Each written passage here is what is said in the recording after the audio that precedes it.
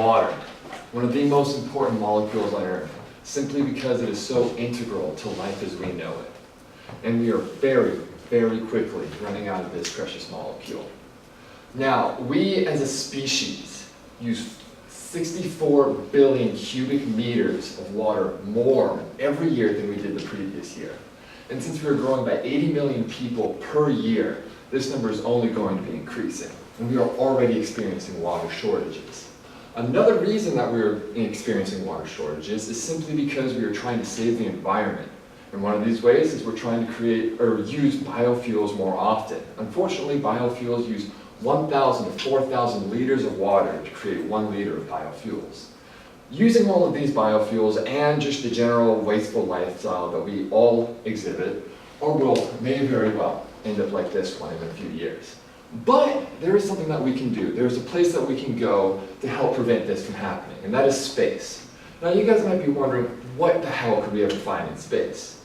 Now, if you think about it, everything except for Earth is out there in space, which means that all of the resources we could ever need are lying right out there, just beyond the stars.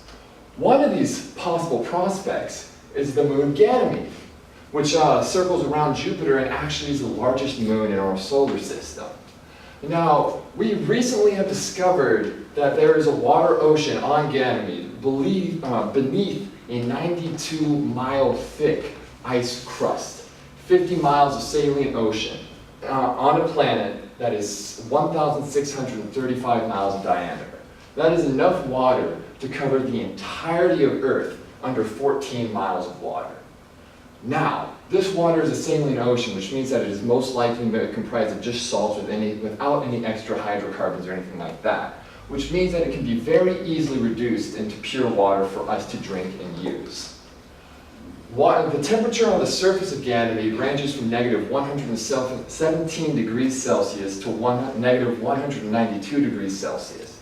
Due to the giant crust, it is believed that not enough energy is able to penetrate through the crust into the water for life to be able to be supported in the saline ocean. Therefore, it is considered a dead planetoid, and we wouldn't be affecting life if we came and drew water from it. Can we even do this? Is this even theoretically possible? Yes, it totally is, except for one thing. Humans could not go on this spaceship. The distance to Ganymede is 400,000 miles away, 390,400,000 miles away. And our fastest spaceship right now can go at a speed of 17,500 miles per hour. That means that the trip would take 2.5 years to get there, 2.5 years back. Unfortunately, to keep a human in space for that long is damn near impossible, simply because it would require so much space. And then we would have to have giant O2 tanks to keep the people alive. We'd have to have a lot of living space for them to live, exercise, eat, storage, all these things. We simply would not be able to get enough water to make the trip worth it. So something that we can do instead is we can roboticize the entire thing. So we send probes to Mars, and then we control them here on Earth. And there's about a 5 to 6 second delay.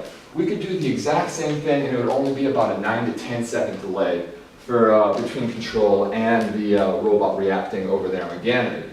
Now, this project would take a really, really long time to get into the air, obviously. So that's why we need to start working as a species together to accomplish something that is even more impressive than going out into space. What we need to do is to join together as a species to be able to save the Earth by going out to a dead planet that is now devoid of life, to collect resources to save a planet that actually has life on it. Now, we may not be the ones that are going to feel this loss of water, but our grandchildren will be the ones that are going to start to feel this loss of water, as people in other countries already are.